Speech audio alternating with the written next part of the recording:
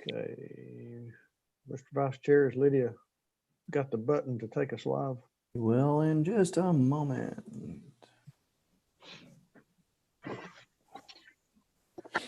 Okay, should be good, sir. All right, good deal. We'll go live here in just a few minutes.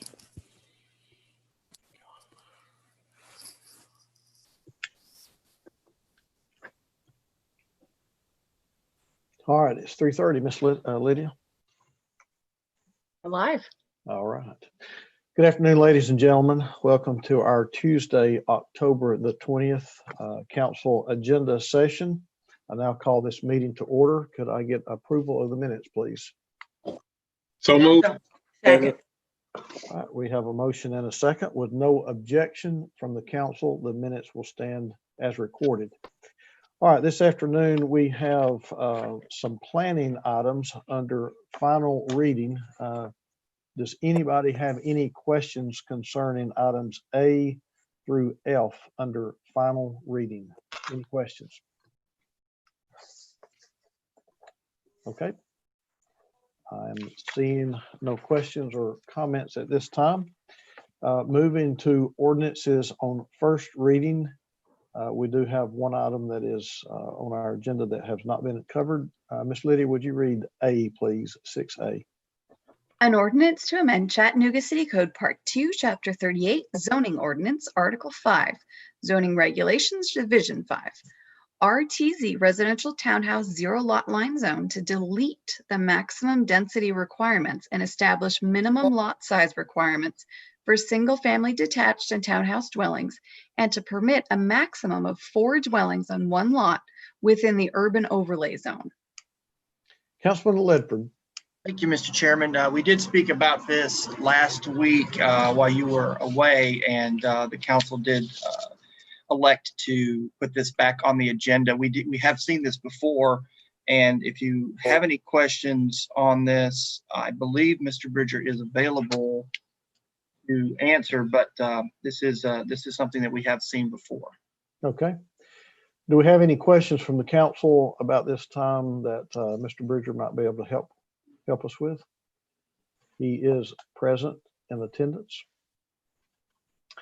And I am seeing no hands, so I'm assuming from this that you are ready to vote. All right, I'm seeing no hands. All right, we'll move on to Public Works and Transportation. Chairman Mitchell, Chairman of the Public Works and Transportation Committee, did we cover these items B and C in committee last week? Yes, Mr. Chair, we did, along with the Public Works items also. Okay, the Public Works that will be under resolutions. Yes. Okay. All right. Very well. Mr. Chair. Vice Chair Smith. Thank you, sir. I do have a question on B, and I don't know if this is something possibly that Blythe may be able to answer for me, but I do need to address one issue with this item. Sure, absolutely. Miss Lydia, would you bring Mr. Bailey in, please? Yes, sir. He's on his way. Okay.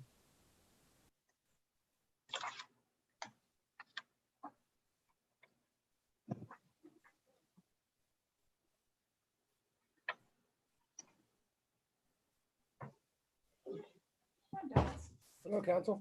Mr. Bailey, how are you, sir? I'm well. How are you? I'm very All well. right. Go ahead, Mr. Vice Chair. Thank you, sir. Hey, Blythe, I know we covered this last week, but I have an additional question. It is the item where it's the closing and abandoning the eastern right-of-way there over on Green Hills Drive. You and I talked about this one. Yes, sir.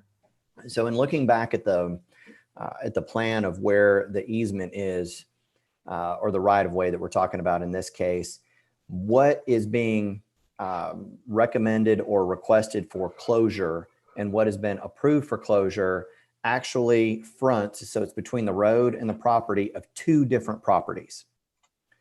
And the idea is that one of those property owners wants to be able to put up a fence and take it basically over, or at least almost all the way to the road. So I have no problem with that. My concern is, in looking at the plan again, if if this abandonment is granted, would that give the applicant the authority to put up a fence all the way around the entire abandonment as if it's their property?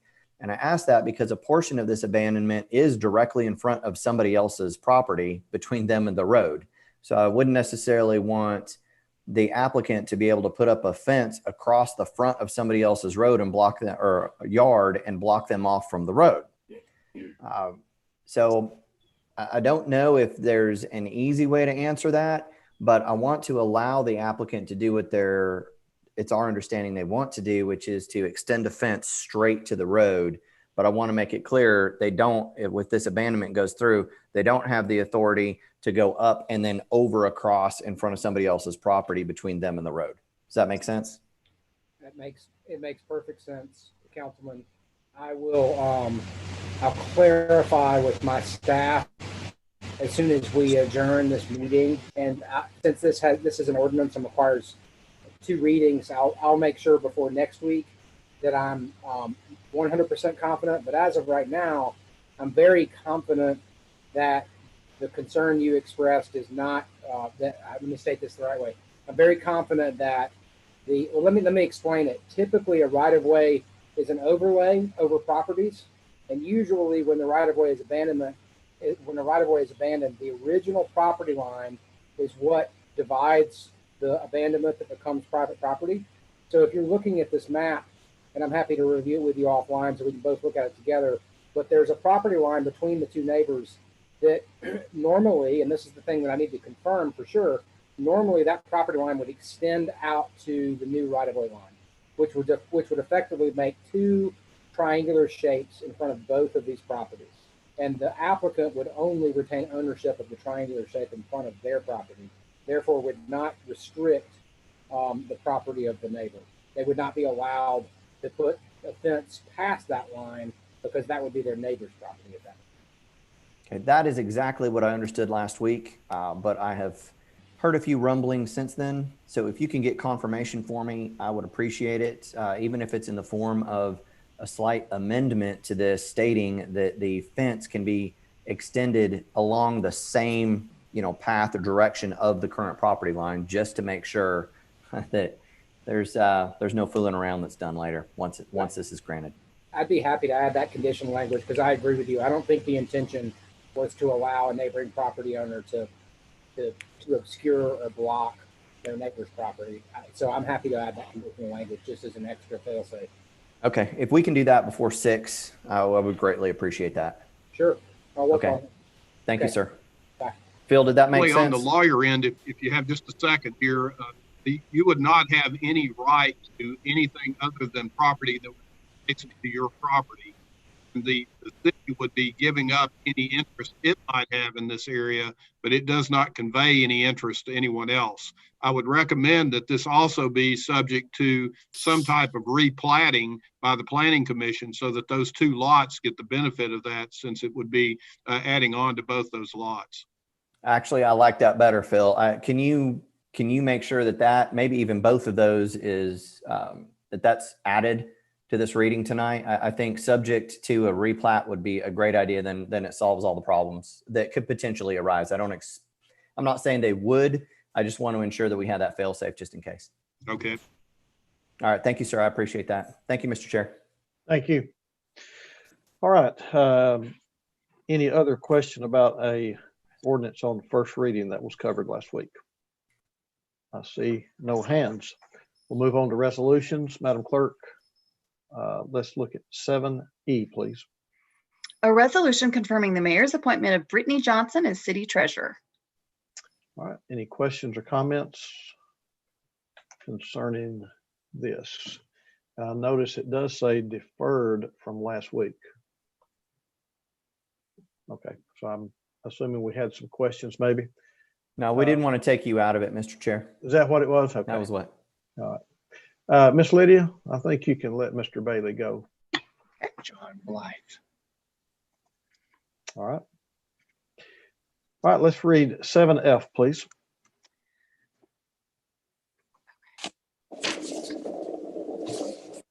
Gedden? A resolution recognizing the settlement of all claims between the City of Chattanooga, Don Leopard, and Global Green Lighting as set forth in the settlement agreement signed by former City Attorney Wade Hinton on June 6, 2018, which provided for the complete resolution of any and all claims of GGL and/or Mr. Leopard against the city and by the city against GGL and/or Mr. Leopard. All right. Questions or comments before we move on? Seeing no hands. Okay, our next items, in fact, G through L, my understanding was covered last week in our Public Works and Transportation Committee. Do we have any questions about any of these items before we move on? I'll not have our clerk read each one. All right, very well. Let's look at, council, if you would pull up, we only have one item under purchase this afternoon. I'll give you just a moment to take a look at that and see if there's any questions concerning our purchase item for this afternoon.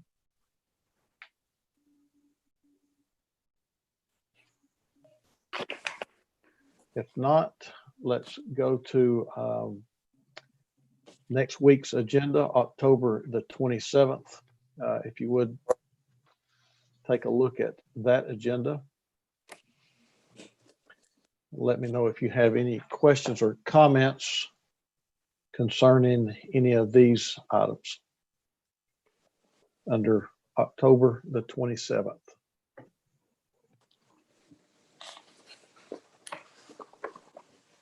A couple of items on the 27th will be covered this afternoon in committee. I'm seeing no hands, so let's go to now our future considerations.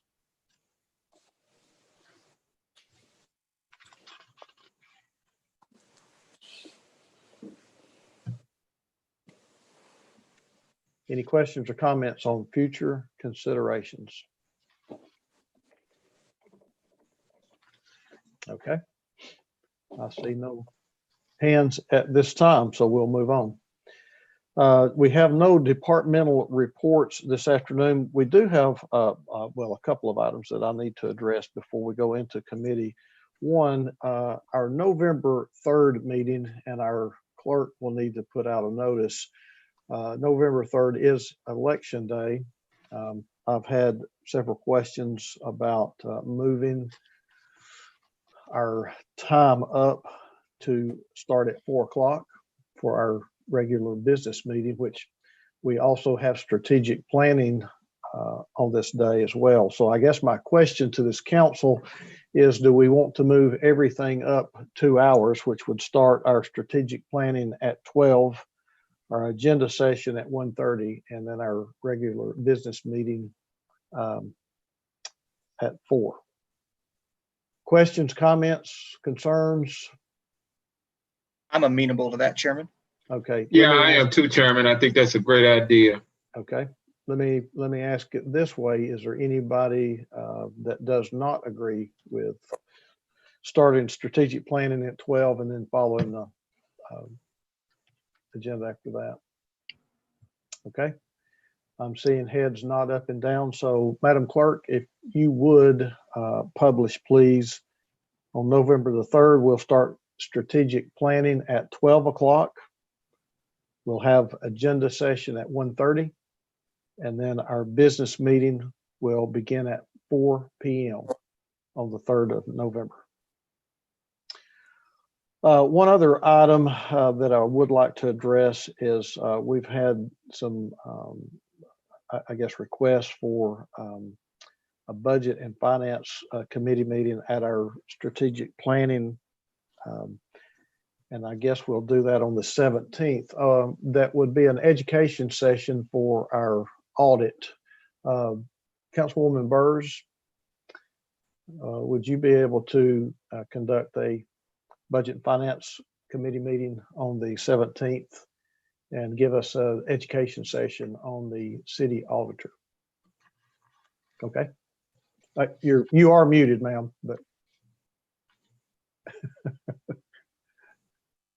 Muted in my life, guys. Yeah, that'll be great. I'm staying away from that one.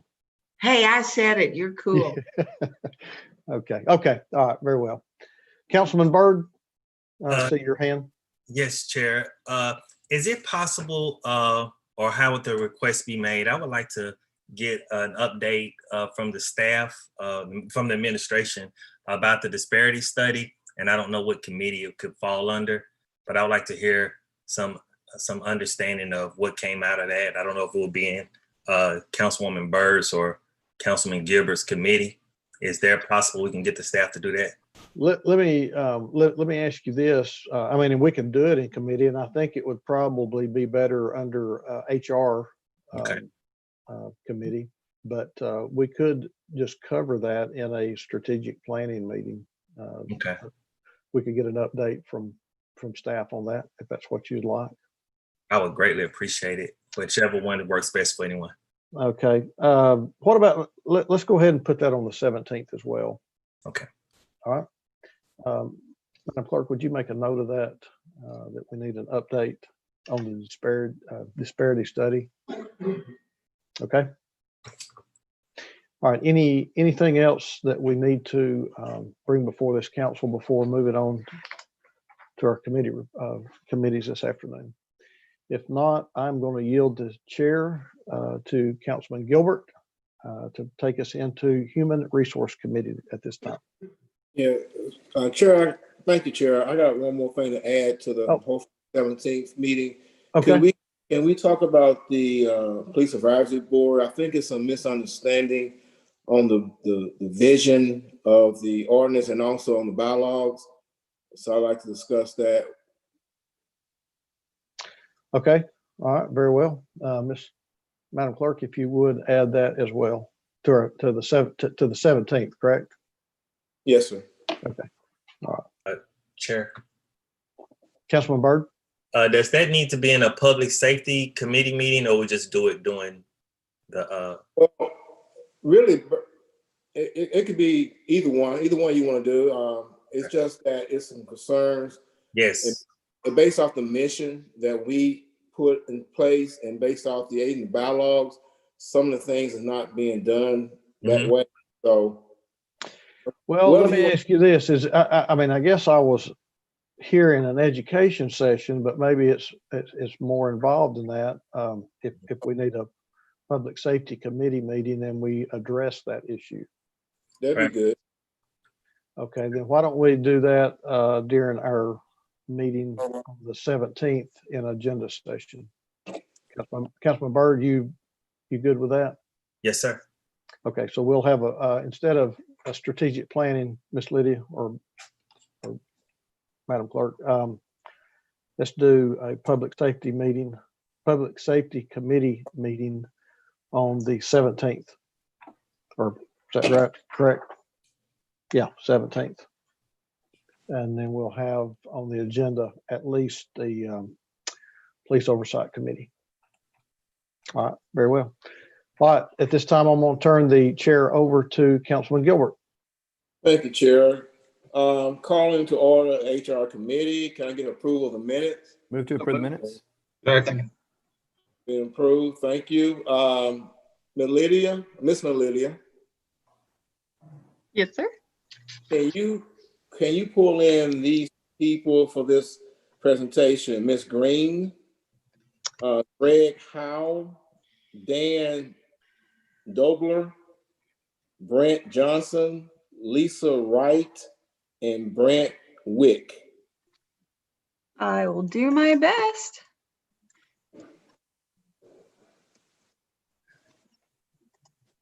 And as you bring Ms. Green, she'll be the one introducing the committee to go over the presentation today. Okay.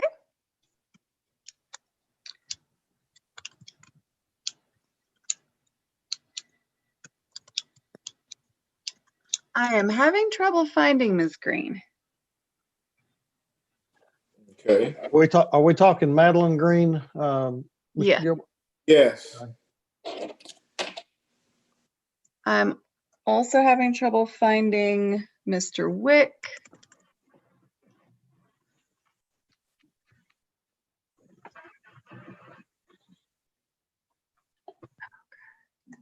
but Shay Jefferson has her hand raised. Okay, let her come in. All right.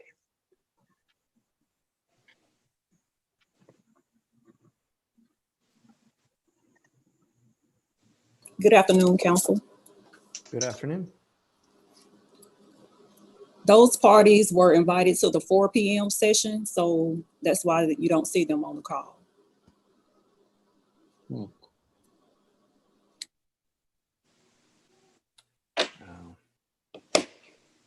Well, Chair, do you want to start with the economic development as the next thing on? I tell you what, let's, Councilman Oglesby, Yes, sir.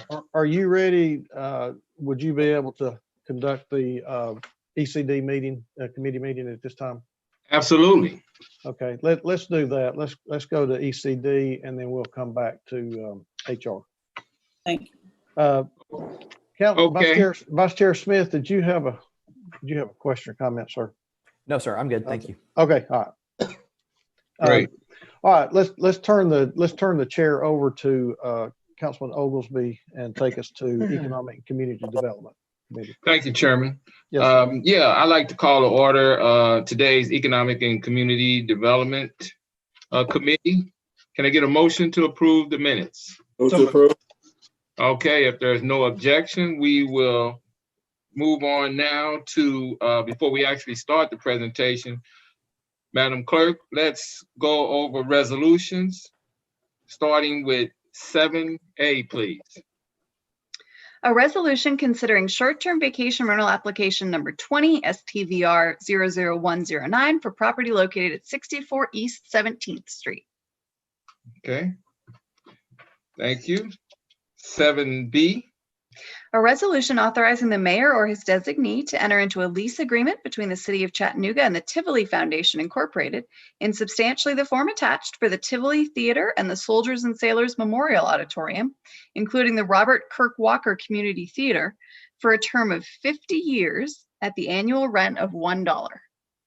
Councilman Leopard, I see your hand, sir. Thank you, Mr. Chair. I just want to reiterate, we did cover this last week in discussion, and we had a presentation by Mr. Nick Wilkerson and covering the vision for the Tivoli Foundation. And I'm just very excited for what I feel is a very strong vision in what the Tivoli, the Walker, and the Memorial Auditorium, along with the new Tivoli building next door. I'm just very excited about the strength that we have and support in the arts, and how I strongly feel that the Tivoli offers this community the magnet for shared experiences, and I'm very, very excited to support this. Thank you.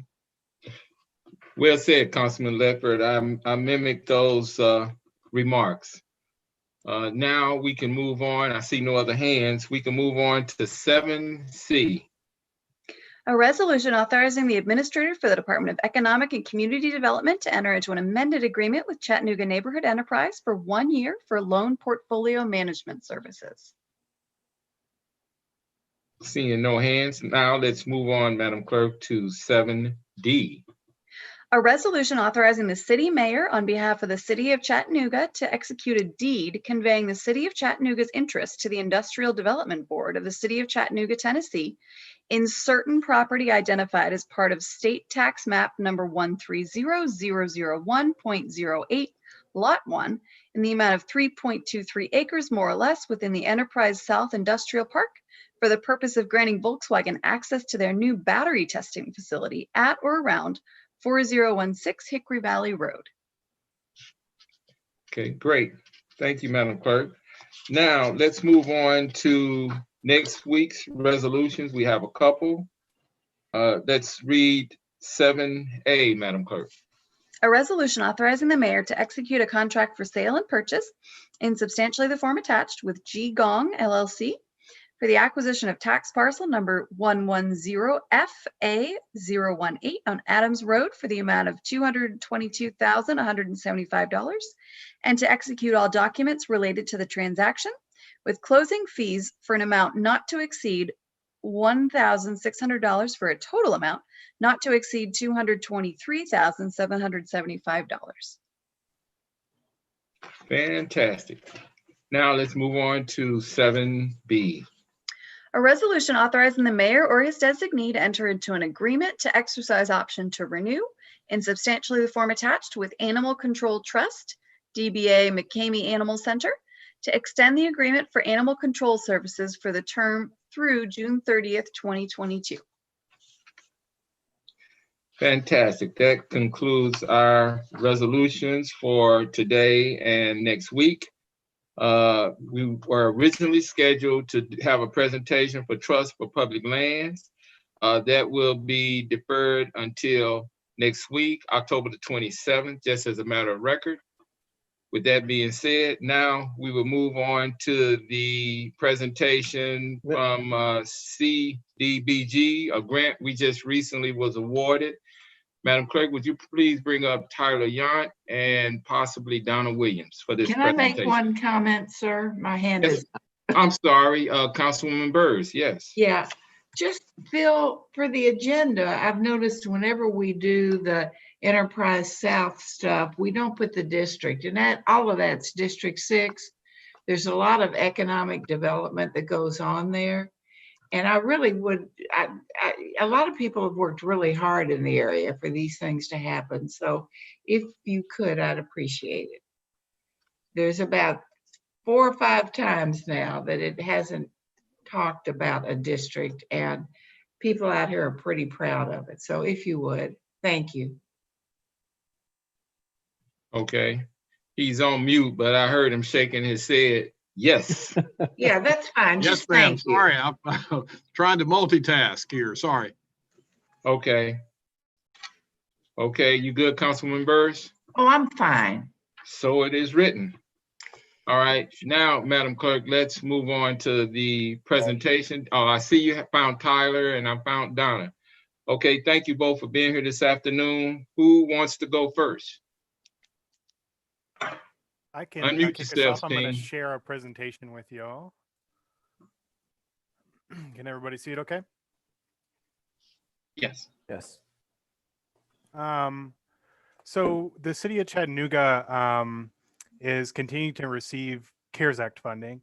And one of the types of grants that we've received in the past that had an additional allocation in the CARES Act is CDBG, the Community Development Block Grant. Many of you are familiar with this. In the past, we get an annual allocation of this fund, but these are special COVID-19 dollars that basically allow us to cover or reimburse costs related to COVID, the prevention, preparation, response to COVID-19. And because of that, the federal government added some flexibility in what we can do with these funds. Specifically, some of the flexibilities that we looked at are, acquiring facilities to be able to respond to this, increasing public services, and things of that nature.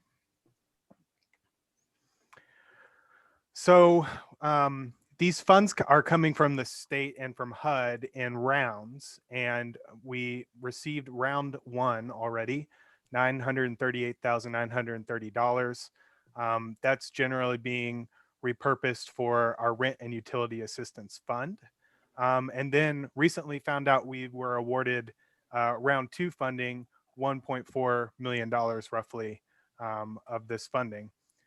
So we convened an internal team, tried to figure out what some of our gaps in services are and what we wanted to do with these funds.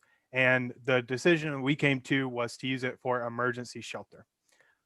Basically, during this pandemic, we've seen an increased need for indoor non-congregate emergency shelter for individuals and households that don't have a place to shelter. Mostly people experiencing homelessness.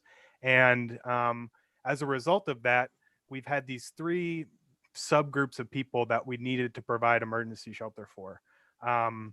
People in the homeless community that are in exposed groups during an outbreak and need to be quarantined.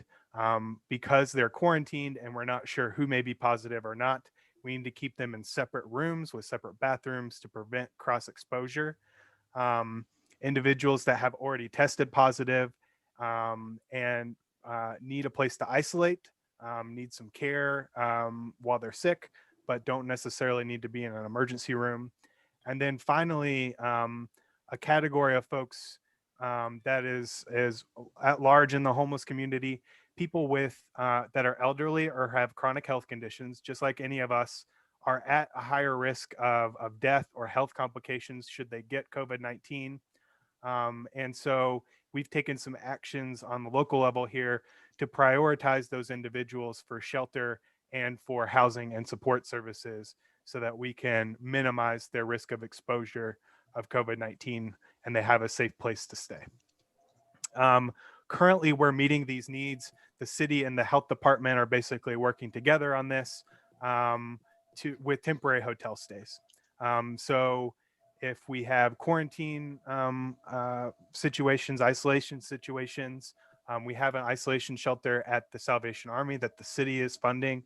The health department funds hotel stays for quarantine situations.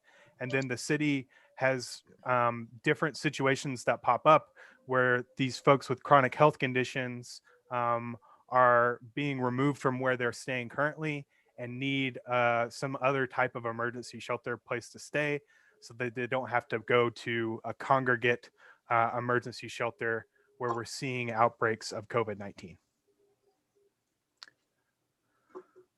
So the reason that we're looking at using these funds for this, we can go down this current path of continuing to kind of use hotels. It's been kind of a flexible, expandable option. At the beginning of this, there were obviously a lot of hotels that were losing business, and we were able to get some good rates and things like that. But on average, we're averaging $55 a night. That's probably the lowest cost that we could possibly get for a hotel room. So for a group of 30 individuals for a year, that's 600 grand a year. Not to mention all of the other services you need to provide to somebody who's in a hotel with no access to anything. They need food, they need services so we can get them quickly out of that hotel and into permanent housing. And so it seemed to make sense for us to purchase a property like this that the city could have long-term, that we could use both to respond to COVID-19, some of these shelter situations we need to take care of and keep people safe, but also something that we could use as a longer-term emergency shelter for our community, because we had heard and have been talking about for a long time now this need for low barrier emergency shelter beds. We saw the hotel model has worked really well. What if we basically purchased a hotel? We would save over the long term some money. All of this is basically because our community has been saying for a long time that emergency shelter is a priority for them. I remember when we were presenting the 2018 homelessness action plan to this council, Councilman Mitchell said, "We've been talking about low barrier shelter and the need for it for a long, long time. When are we actually going to do it, and how can we actually do it?" And our response at the time was, it takes this big upfront investment to build one of these shelters, and that's what we lacked. This is both an opportunity to keep people safe during COVID-19, but also meet this important community need that we've been identifying and talking about for a long time to add shelter beds. This is a little excerpt from the plan, basically underscoring why we need shelter. It's not only, people will always need a place to go right now, tonight. We won't be able to get somebody permanently housed overnight. And the emergency shelter plays that role as a safe place that people can go when they need a place to sleep while they're working towards permanent housing. We've also found that while people are in these hotel rooms, it's much quicker for us to get them housed. It's easier for us to get a hold of them, easier for us to get them to sign documents and things of that nature. And so it also accelerates our ability to house people the time it takes. It was actually a recommendation in the community action plan to start using hotel vouchers as a temporary emergency shelter while we work to build a place that's more permanent. So this certainly is in that vein. It's what community members have told us works and is effective. And so here's how it would work. We have a realtor on contract. The city does. They would go and search for a property that fits our needs and budget. We are looking for some place that has around 15 to 20 rooms, or can accommodate about 15 to 20 households. We obviously don't want to buy a property that's in bad shape. There are some requirements that CDBG requires us to meet for the standards. And so we have to go out and inspect it, ensure that it meets all those requirements. If it checks that box and it's safe and habitable, we would purchase the property. Then we would need to perform any rehab or repairs on the property that would be needed. The city would own this property, but would contract with a nonprofit to manage the property on an annual basis. So that's kind of everything soup to nuts to manage that facility: cleaning services, food services, grounds maintenance, case managers and people to help them with their daily needs and benefits. And then our city homeless services staff would also work with people while they're inside the shelter to move them into permanent housing. And so the idea is that this is not just bed for 20 people every year. This would roll over. People would move out of the shelter. And so we'd be able to shelter many more people than 20 over the course of a year. And the last step is that over the long term, it's a attractive option for us because it's flexible. If we see the need for emergency shelter go down, or we see a larger shelter beds being built in another facility, we can easily convert a property like this to permanent affordable apartments, efficiencies in 1 bedrooms, as we've seen happen in other places in Chattanooga, and continue to operate additional emergency shelters. So it's scalable, and we can also, get some long-term sustainability into the facility by converting it to affordable housing. So here's what the budget looks like. This is very high level. We're bringing this as a concept, a proposal to you. We haven't moved forward with anything yet before we get y'all's feedback. $900,000 to purchase and rehab a facility.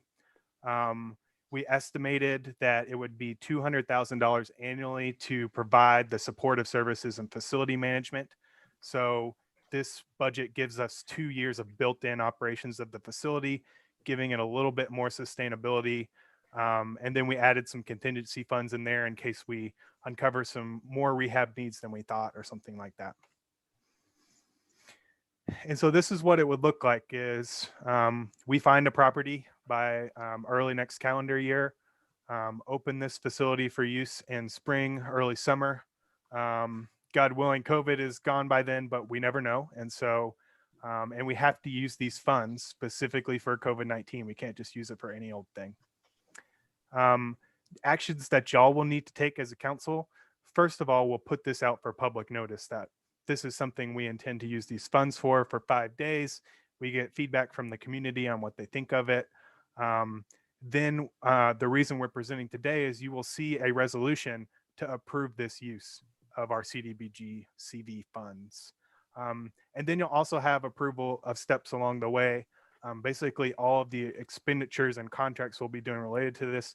You'll approve the purchase of the property. You'll approve who is going to do the rehab and repairs on the facility and who is going to be this nonprofit agency that manages the property. So this isn't the end of the discussion, it's just the very beginning. And that's it. So at this point, Donna and I can take any questions or things that you have for us. Thank you very much. Tyler, could you, okay. Oh yeah, let me get out the stop my screen screen. share. There you go. And while you're doing that, I saw Councilman Mitchell's hand, followed by Councilman Ledford. So Councilman Mitchell. Thank you, Mr. Chair. Great work, Tyler. Yeah, I have been griping about this for a while. Would the Housing Authority be one of the nonprofits that would be eligible to manage this? They would be eligible to do it, certainly. They could. Community Kitchens also expressed interest to us. They already run the McClellan Shelter for Families, so have experience running it. We'll put out an RFP and get proposals. It'll be a competitive process. And so I imagine we'll have a few different local agencies that want to do this. Good. I'm glad you said that. Thank you, Mr. Chair. Thank you, Councilman Mitchell. Councilman Ledford. Thank you, Mr. Chairman. Hey, Tyler, you know, you and I've had a lot of emails, and you know how aggressive I've been with action concerning our homeless, and you know how passionate I am. I'm very glad to see that this came down through the federal government, and I'm very glad to see that they were providing the flexibility for us to use it. So congratulations to us for that. My question is, I got a couple, and then if you're not ready to answer these yet, that's okay. Kind of nuts and bolts questions, but how will we provide security? Will we have medical availability or staff? Does the city have any liability for anything that might happen? And then the third part is, do we have when we talk about families, you mentioned that earlier with McClellan, when we talk about hotel rooms, I know you can only put so many people in a room. Do we have a contingency taking some rooms and making them larger, renovating them to accommodate families, obviously? And then also the last part, and I'm not throwing a lot at you, I just learned about this afternoon, and I'm very excited, is how are we going to deal with the mental component that we will obviously find and make sure that we get the folks the assistance that they need? Yeah, so I'll start with security. That will be integrated. All of these, temporary shelters that we've been doing for COVID, along with the shelters that the community kitchen operates in the winter months, have security on site. In the case of cold weather shelter, it's an off-duty cop.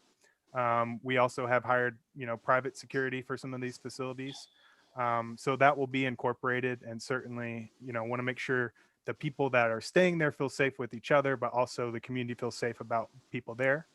The second thing about health services, so our homeless healthcare clinic does provide health services to anybody who is in these facilities, and certainly for COVID-19, they are, visiting them and doing wellness checks daily, telling us when they can be released for quarantine, isolation, that sort of thing. They also have a mobile clinic that they just also got CARES Act funding to do, where they can actually bring a clinic out to wherever this facility may be if we have people that need to get flu vaccines that are all staying there or whatever. For mental health, certainly we want to make sure that whatever agency is managing this has the ability and competent staff that have background in social work and mental health services and things of that nature. And so we'll expect that some of their staff are qualified to handle issues like that. And so there's that piece. I'm not sure about the liability piece. It kind of depends on how we structure the contract with the nonprofit and with whatever we acquire. So I'll defer to Phil on that one. With ownership comes responsibility in that regard. So if we were the owners of the property, there is potential liability. Hopefully that can be resolved with your management agreement with any entity that would be managing that for you, and they're providing insurance to protect the city, but there would be potential liability with ownership. Oh, and there's a question about families too, Councilman. Sure. So yeah, we have had situations during COVID, certainly, where we had to quarantine, isolate families. We certainly try to keep families together wherever we can. So to the degree that we can keep them all in the same room, that's ideal for the family. But sometimes we might have to split it up, and in that case, we'll just want to make sure that there is an adult, in each room that the child feels comfortable with. We will, though, certainly rely on the McClellan shelter. And so this will kind of be a shelter of last resort should that one be full, or should we need to, for some reason, quarantine one of their families in their shelter in a separate space. Great, thank you. One last question, if I may, Mr. Chair. Tyler, when you and I talk, it's usually because I see something, I'm around the city a lot, and I want to help, and I know that Chattanoogan's want to help. This council wants to help. And you mentioned that this is going to speed up that process of us helping to house and provide wraparound services for the folks that need it so desperately. Do you think there will be a new mechanism in place that will help identify and get us to them quicker? Well, certainly one of the reasons that we do this is from our experience working together. You know, it's hard to find people sometimes. You see them one day, they may move to That's a true. different location. That is very true. So, you know, when we're working with somebody to try to get rental housing who's in that situation, and we have to get paperwork from them and talk to them regularly, it's really hard to find them one day. Then they move to a different place. It's hard to get a hold of them. So what we've experienced when we have everybody together in a shelter setting like this, it's way easier for, you know, the housing navigator that works for us to go to that person's hotel room where they know that they'll be, call their phone in the room, things of that nature. So that's where the speed will come from. But certainly this is one piece of a larger strategy. Sure. Where you know, we can get people into the pipeline and assist them all that we want, but the missing piece, and the piece that's becoming harder during this pandemic, is available, affordable rental housing for them. We're about to get a giant influx of more CARES Act money to provide rental assistance for people experiencing homelessness. And that's great, but if we can't spend the money, if we have no place for them to rent, it becomes very difficult. And we're seeing rents rise and the rental market tightening up a lot in Chattanooga lately. So that's another thing that we'll be working on, but certainly the shelter will help. Very good.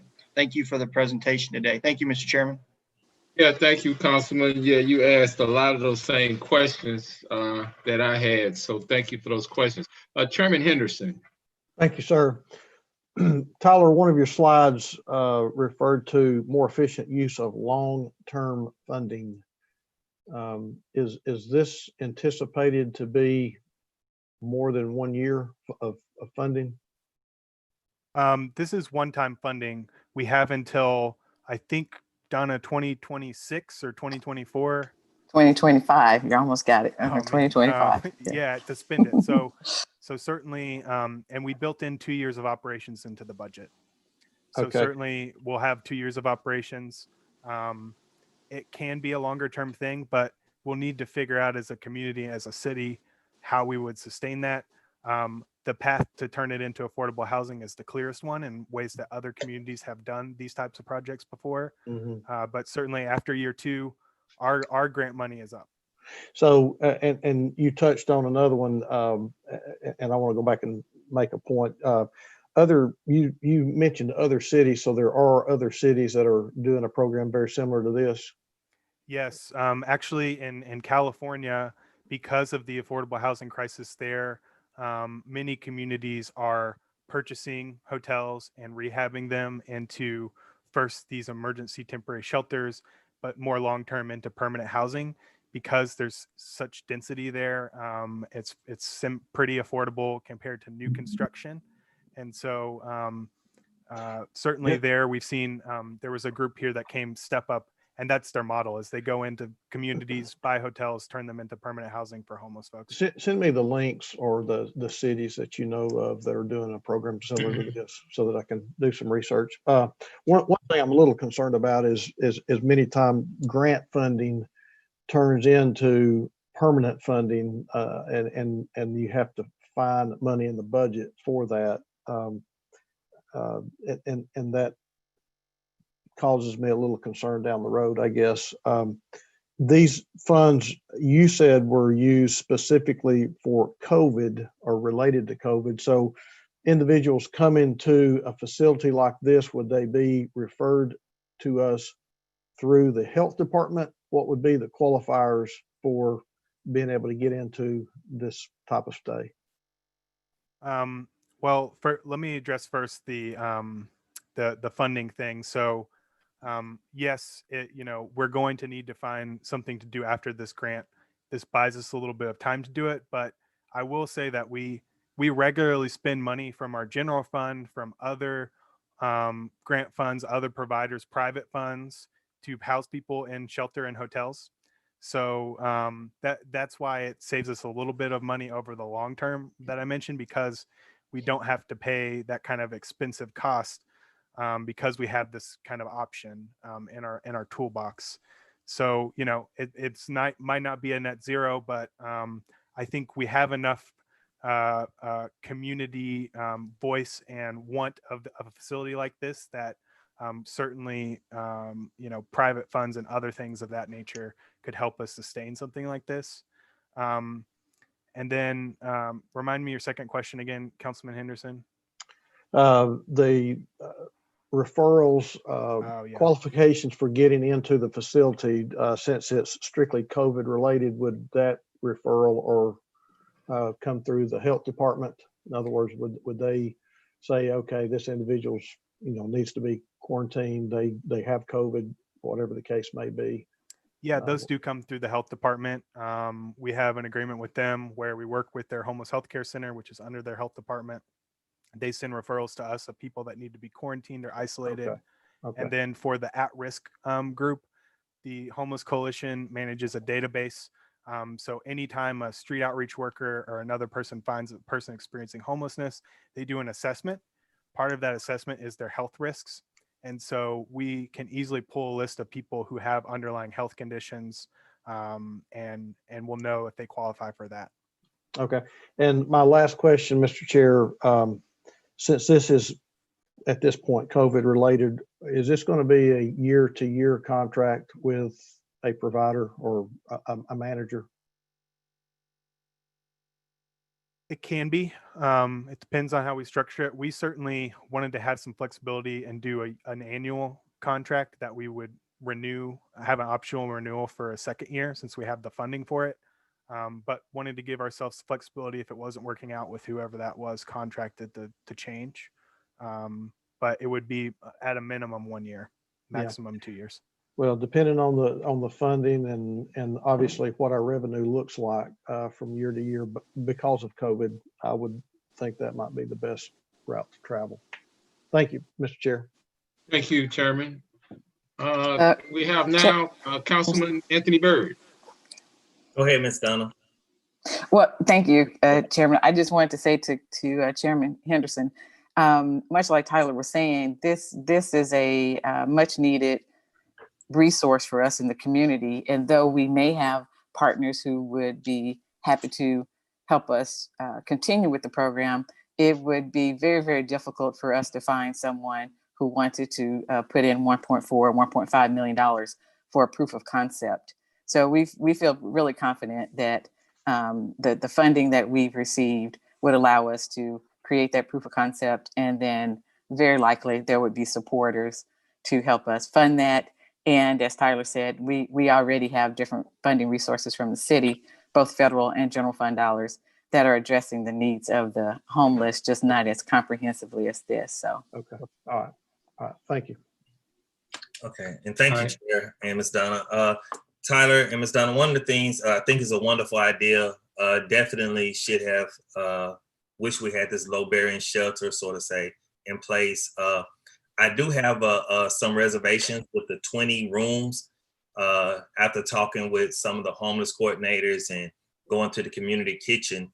It's like we need like 150 beds, you know? So that 20 rooms kind of bothers me. It's a very small dent in the big scheme of things, but it's a start. And I do appreciate the start. And I know it's going to be a lifelong commitment. So us owning something on top of renting something or paying something yearly, I do feel we should own it, and we should, we'll figure it out to the sacrifice that we will have to make. And I'm pretty sure our constituents will be willing to do whatever it takes as well to sacrifice to help these people who so desperately need our help. I went and talked to the people at the community kitchen, and it's like they have invented the wheel already when it comes to cleanliness, when it comes to security, some of the questions that Councilman Lefford answered when it comes to services. I mean, the wheel is created, and it's amazing the system they have down there. I was truly amazed. But good job to the staff, to the people. I think this is something that the Chattanooga people will greatly appreciate.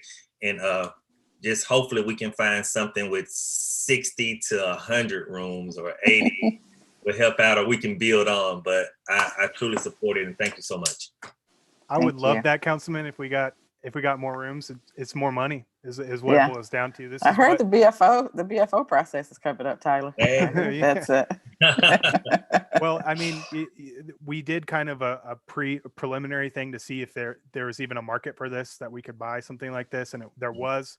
The prices of the properties that we kind of felt out were around the $900,000 range for somewhere between 10 to 20 rooms, and so we think this is what our money can buy us. But certainly, if we get more money, we'll buy something bigger. We know that's a drop in the bucket of what we need. And Tyler, last thing too, once we finding a property or something of that sort, like, we're looking at 20 to 30 rooms, also land to expand. And I know me, as long as I'm sitting on this council, I would never turn down a budget that said, hey, we need to build on or do more. That's me speaking. I know I would never do that because I think this is something that's needed, but it's a community that needs so much help. But one of the things I heard Council Chairman Chip Henderson saying is that, it's related to COVID, the grand scheme, because COVID is probably going to be with us for life. We hope not, but if it is, the basis is to create some type of pipeline to home ownership for our homeless community, to get them housed, whether COVID or not, but just being in an uncomfortable situation to put them in a better place, correct? That's absolutely correct. I mean, one of the things that we're planning is to try to house the folks who are staying here as quickly as we can, right? Because the need is so big that hopefully we can move people through it fast enough that we can actually accommodate everybody, or as many people as we can. Thank you so much. Awesome. Thank you, Councilman Byrd. That's it? That's it. Great. All right, Councilman Mitchell. Thank you, Mr. Chair. And you might not, it could go to Donna or Tyler. Let's talk about more rooms. I agree that our ownership would be very, very important. But what kind of rules does CDBG have for taking on partners in this venture as we go into it versus finding them after the fact? What kind of, in other words, could there be an RFP that says, okay, we're going to take this money and all of a sudden we're going to try to turn it into $2 million or something like that? And I'm kind of like Councilman Byrd. I think a council would support the year-to-year operation of something like this, but I am also concerned about more beds. So what kind of rules are we dealing with for looking for partners in this venture to try to increase the money, upfront money, let's say? Sure. Thank you for that, Councilman Mitchell, because that really is part of the process. So CDBG has very specific things that we can do with the money toward a project, but there are other things that partners can do with their money, right? So we have federal money that we can and can't do certain things with, but we can take on partners for different parts of our projects. So that would totally be an option for us. But the partnership, what about if the partnership is the purchase price for a bigger facility to start with? Yeah, sure. Sorry, your question is, if we found something that cost $1.5 million, could we take $6 million from somebody, $600,000 from someone else? Could we receive that? Sure, that can be an example. Yeah, sure. Yeah, they definitely allow for that. Okay. We definitely could do that. Thank you, Mr. Chair. Okay, thank you. Okay, I see no other hands. I have a question. Okay, we're working with 1.4 million. So, and you mentioned that there could be some renovations involved. So about what price are we looking at as far as what we're going to purchase to make sure that the 1.4 million does everything it needs to do without having to go and pass the hat, which we probably wind up doing anyway, but. Well, here's how we can't do anything until we get approval from you guys. So we can only go so far. which is why we're here to present to you today. And with your permission, I think we're going to ask for the vote on November the 3rd. But with your permission, we would get the ball rolling. And of course, once we start out, we'll have more and more information. But we do feel that the budget of we actually have 1.4468, I think it is. But we do feel like we can find a property, and just like, any of our budgets, if we were buying something or renovating something, the budget is the budget, and we will go and look for what we can afford. And if that turns out to be too limiting, then we do have other CDBG funds that can pay for other parts of what the project entails. So as Tyler said, we have some other CDBG funds that we have currently and that are coming our way. And if need be, we could use some portion of those if it turned out that the budget just was the property and the renovation exceeded what we estimated. We also, when we were doing the budget, talked to some folks who are in the hotel business about what's reasonable to budget for renovation per room, and added that into it. So, we don't know until we get the proposals back and see what shape they're in, but we have enough money to play with to cover most standard renovation costs. Okay, well, I mean, as we've seen recently, we start out thinking it's 1.4 and it turns out to be 2.1. I mean, are there any thought processes when they come back and say the absolute lowest piece is just say 1.2, which eats up to 1.4, and now we have to find renovation dollars? And what I'm also not seeing is the operational costs.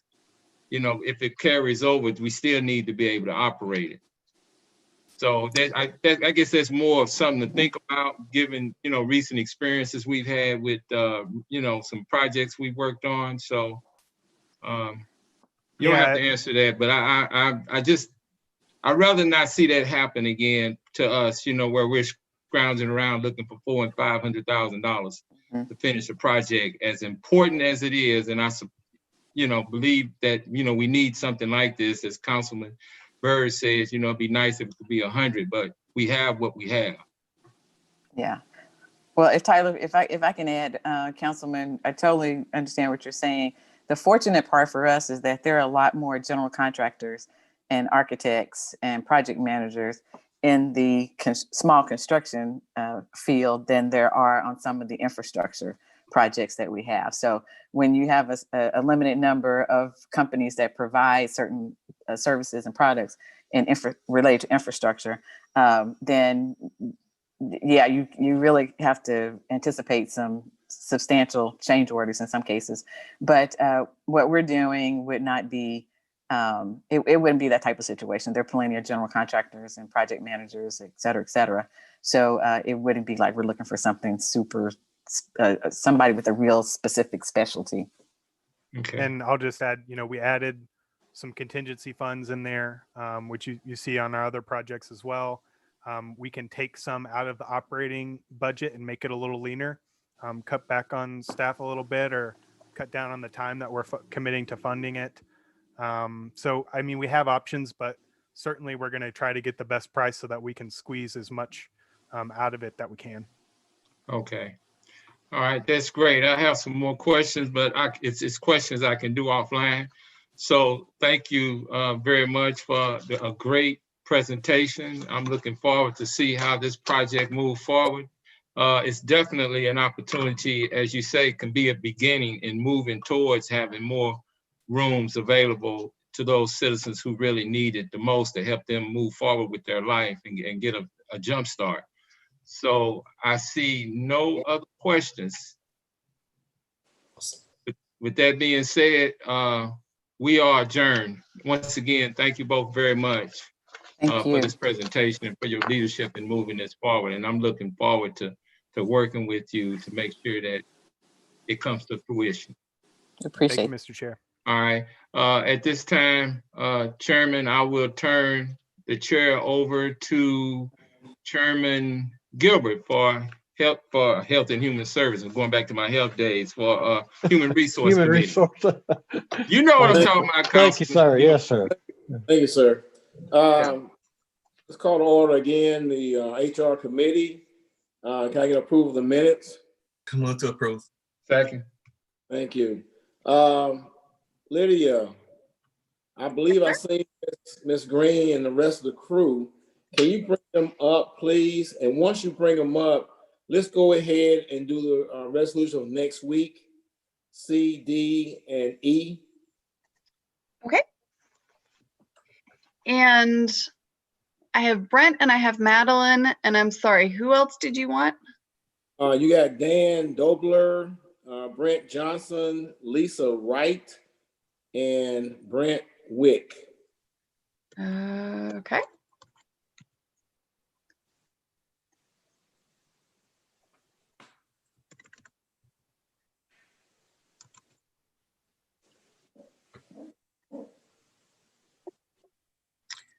All right.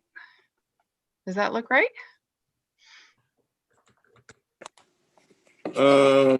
This is Dan Dobler. Can you hear me? Yes, sir. Yes. I need Justin Broxton, who's our pharmacy manager, to join as well. He should be on the call. I see him. Yeah, bring him up also. Thank you. Yes, sir. Appreciate that. Before we turn this over to Ms. Green, go ahead and read Resolution 7, C, D, and E. Yes, sir. Okay. A resolution authorizing the Chief Human Resources Officer to enter into an agreement with Marathon Health LLC to provide medical and wellness services to city employees, retirees, and their dependents, beginning November 3rd, 2020, for a 3-year term with an optional renewal term of 2 years at the approximate annual cost of $2.6 million. 7D, a resolution authorizing the Chief Human Resources Officer to enter into an agreement with Blue Cross Blue Shield of Tennessee to provide city Medicare retirees with 2 Medicare Advantage Blue Advantage health plan options, beginning January 1st, 2021, for a 3-year term with 2 one-year renewal options for an annual amount of approximately $3.5 million. And 7E, a resolution authorizing the Chief Human Resources Officer to renew and amend the existing agreement with Onsite RX Incorporated to provide on-site pharmacy services to include mail order and on-the-job injury medications for city employees, retirees, and dependents, covered under the city's health plan for the first of 3 one-year renewal options for an annual services fee of $20.32 per employee per month. In addition to purchasing prescription and over-the-counter products through Onsite RX Incorporated at the cost of approximately $8 million per year and paying applicable sales taxes at the approximate rate of $15,000 per year. Thank you. Yes, sir. Ms. Madeline? Ms. Green? She's on mute. Can you take yourself off mute, Ms. Green?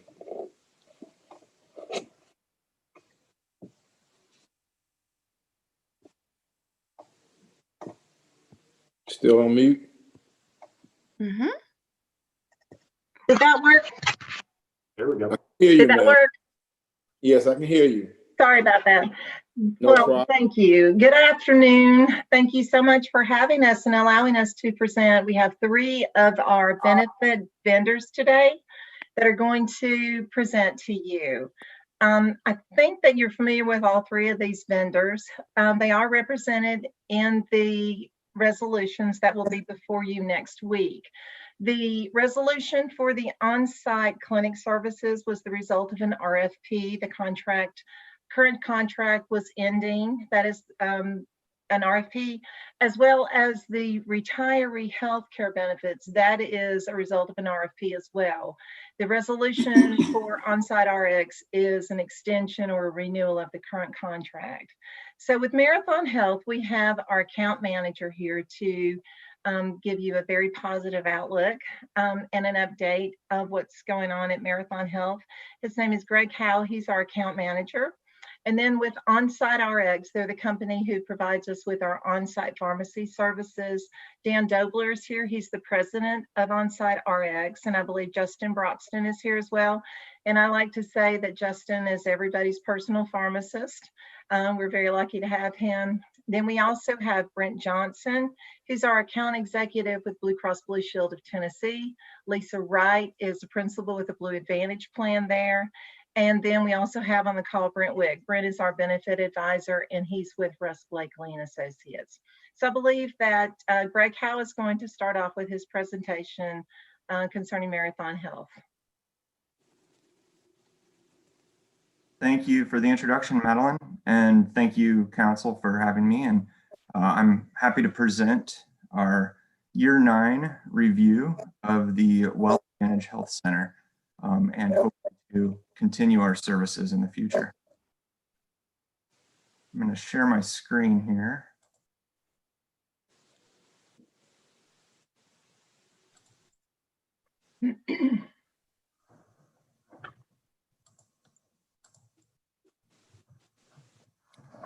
All right. So again, thank you for the opportunity. This was our 9th year providing services at the Well Advantage Health Center. We have a team of 18 Marathon Health ambassadors that serve the patients at the health center. At Marathon, we provide a wide scope of services. So at the health center, we provide a lot of primary care. So this could be acute, urgent care, and of course, helping people out with just day-to-day management of their health. One of our main focuses is on prevention. So we do spend a lot of time here and also look at how to help turn any sort of into a visit around preventative health, preventative medicine. We do this through health coaching and another exam called a comprehensive health review. These give our providers more time and energy to spend with patients so that we can really address the needs that they're facing. Hold on for 1 second, sir. Are you showing us a presentation? Yeah, I'm sorry, is it not showing? No, sir, it's not. Oh, I apologize.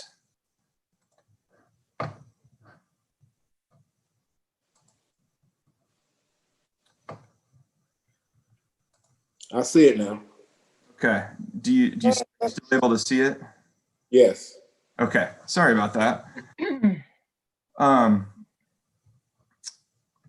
So primary care and prevention, I was referencing those two. You can see from the slide there. Another piece that we offer is disease management. So working with patients that have chronic conditions or are at higher risk for developing chronic conditions.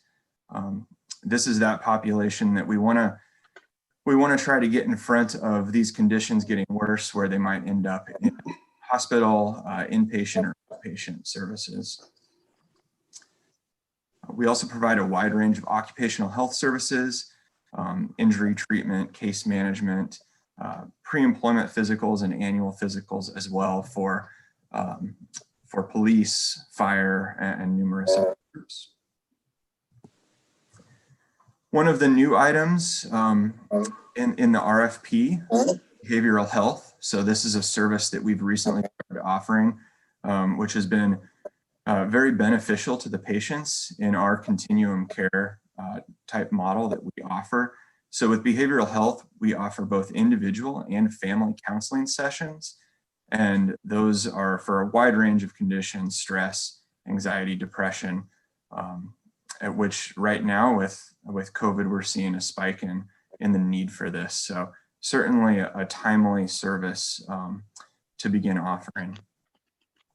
We also have a registered dietitian on staff at the health center. Here with the registered dietitian, they work closely with our providers in providing ongoing care and lifestyle management. So this is one-on-one coaching that can include nutrition planning. It might include wellness programming as well for individuals, so that they can continue to work with the health center on a more frequent basis to make those improvements and hopefully lower risk factors such as cholesterol, blood pressure.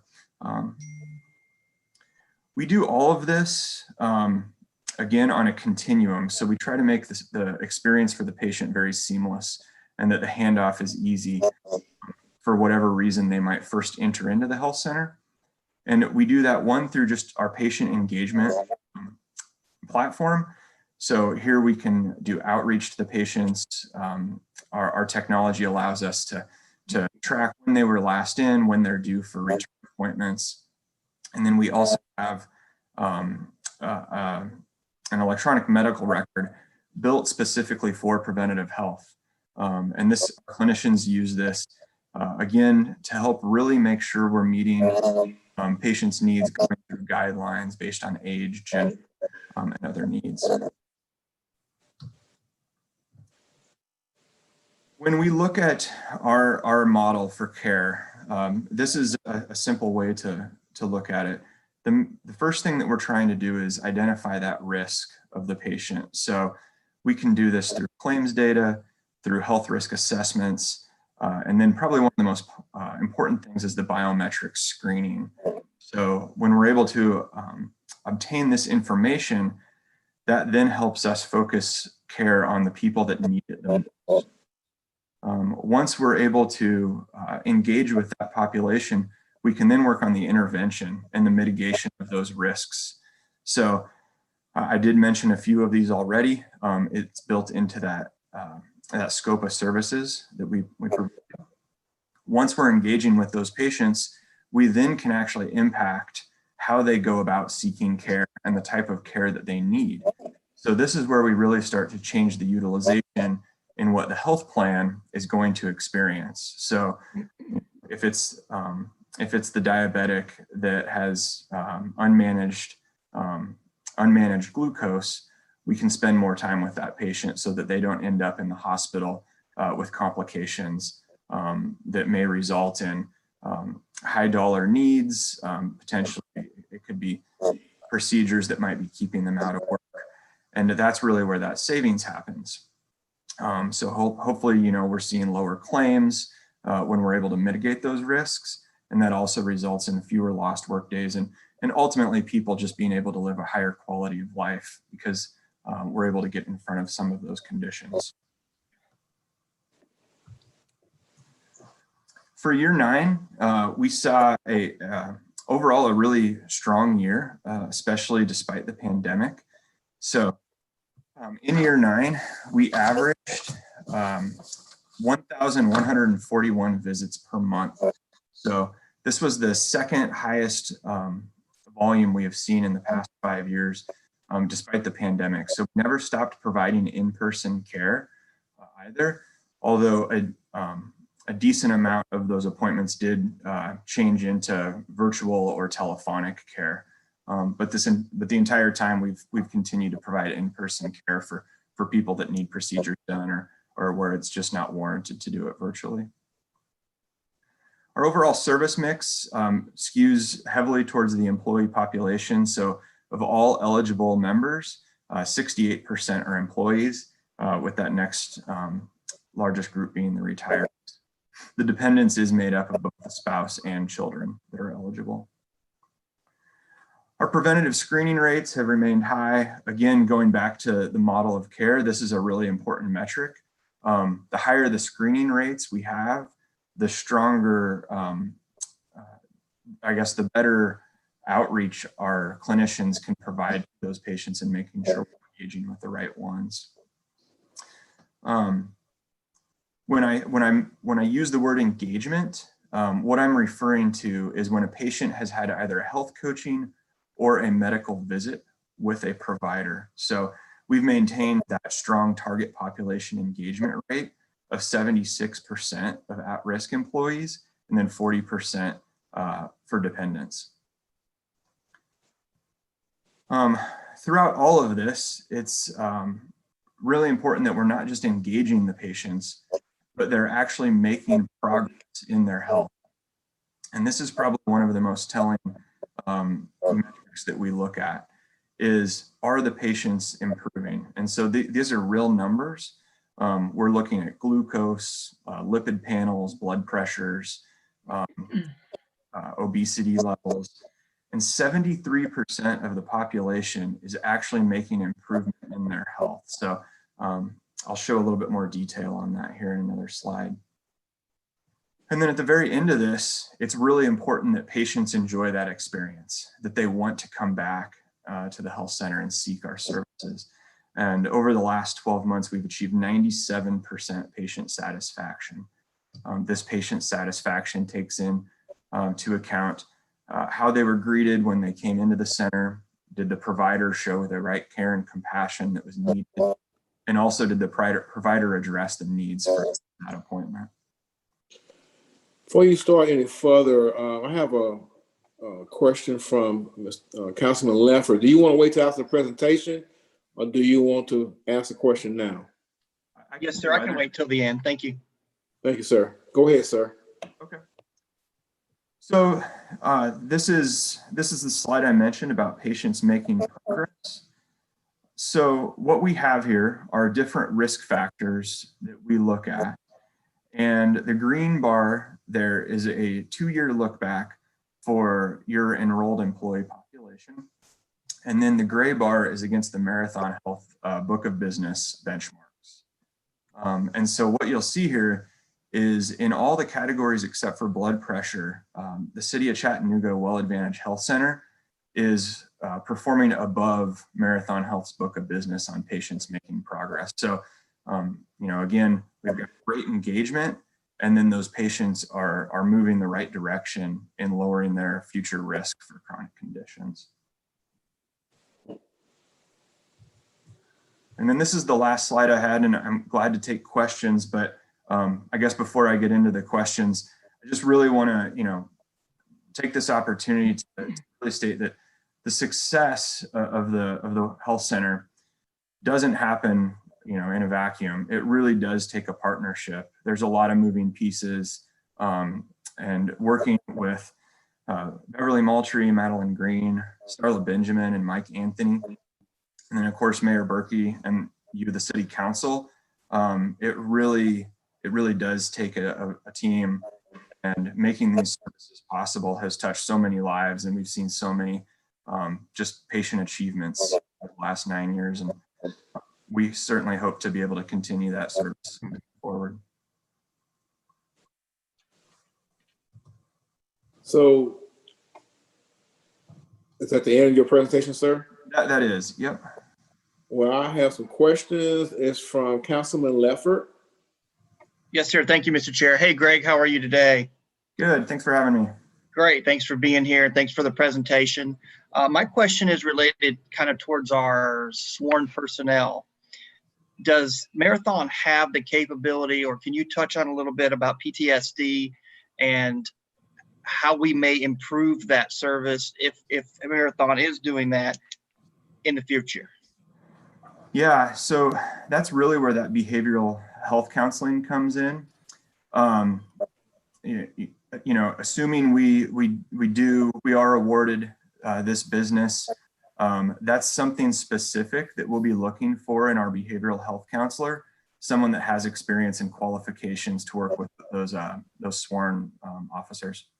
Okay, because that's, I know, something that's very important to our sworn personnel, and I've had many, many conversations with them, is having that dedicated, I guess, the counselors, if you will, dedicated strictly and trained in PTSD, and I'm glad to hear that. What if the contract goes through? What's the next step do you think you can take to improve that? As far as bringing a counselor on, or working with that group of sworn employees? Yes, improvement in general. I'm looking for, this is our next step going forward to improve that service. Yeah. So the first part is we've already brought in our National Director of Behavioral Health to just start exploring what that does look like and what sort of qualifications we want in this counselor. So we already have that individual working on really the recruitment process. Okay. The next piece is how we go about implementing the service, from, the beginning of really that employment life cycle, from, when they're brought on at the very beginning, to making sure they understand what that service is, how it's available to them. What's different with this than an EAP is there's also no limits to the number of times they can visit with that counselor, which is also a really important aspect because, as you mentioned, a lot of these can't be involved in, 6 to 10 visits. It takes long-term care continuously going forward. And then the other piece I mention of this is what's really nice is it's that continuum of care. It's connected in with our other providers. So perhaps it's a medication discussion that needs to take place between the doctor and the behavioral health counselor. They can instantly do that care just right over to the patient. Very good. So we're in the recruitment phase of a certified, I'm hearing Madeline say yes. Correct. The Great. job is posted with Marathon currently, yes. Fantastic. Thank you. Thank you for addressing that very serious situation too for us. Mm-hmm. Thank you, Chairman. You're welcome. I have Councilman Mitchell. Thank you, Mr. Chair. Greg, thank you for your presentation. I would consider one of the 97% in satisfaction. This is for Madeline. Madeline, a couple of questions. I realize one of them might become apples and oranges, but the first one, I believe I heard you say this is the results of an RFP, right? Yes, sir, it is. Okay, and how many responses did we get to that RFP? I don't believe I was on the committee. There were 6 responses to that RFP. Okay, and does this price, and I heard the presentation clearly about, I believe we've added some services to this, or we are in the process of adding services to yes. this contract.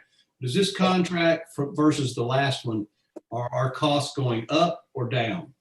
The costs are actually, when you consider that there is a new provider, which is the behavioral health specialist, the cost is going up 6%, but that 6% really, that's what accounts for that. So Marathon is pretty much sticking with almost a flat fee.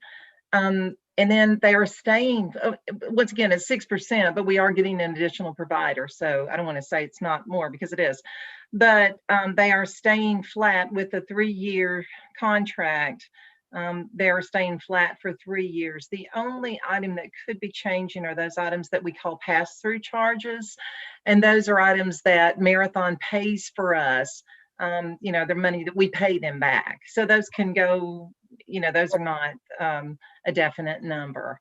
But I will tell you with the RFPs too, with the proposals that came in, Marathon's cost was about $600,000 less a year than the next proposer. Well, looking around on the screen, we certainly need a behavioral health addition to our services. We do. Albeit maybe at some point we probably got to look what's enough is enough for employees so we can afford it. But anyway, it was a great presentation, Greg, and thank you, Madeline, for your answers. Thank you. Sure, you're welcome. Is there any other question for Marathon?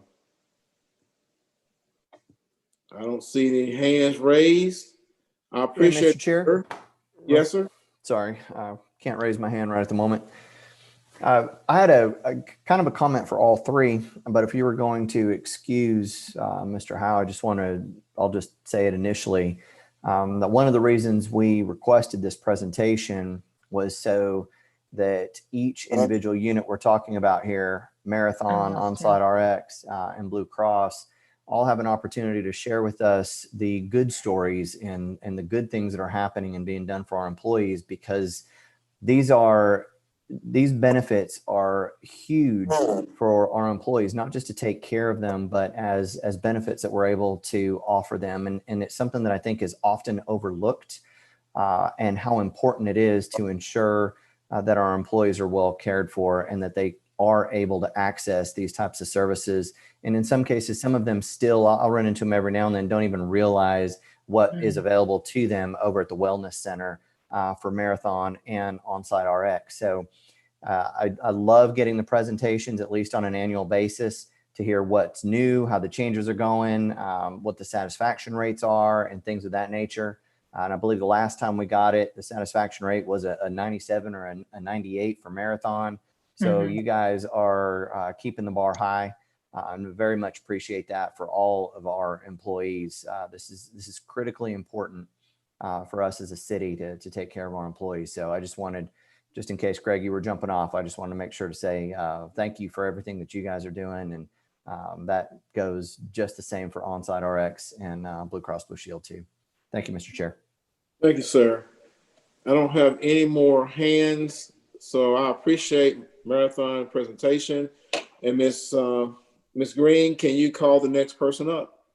I sure can. The next presenter is Dan Dobler. Dan is the president of Onsite RX, and Justin Broxton, I believe, is going to help him present. And Justin is our pharmacist at the Well Advantage Center. Excellent. Thank you, Madeline. Can everybody hear me? Yes. Excellent.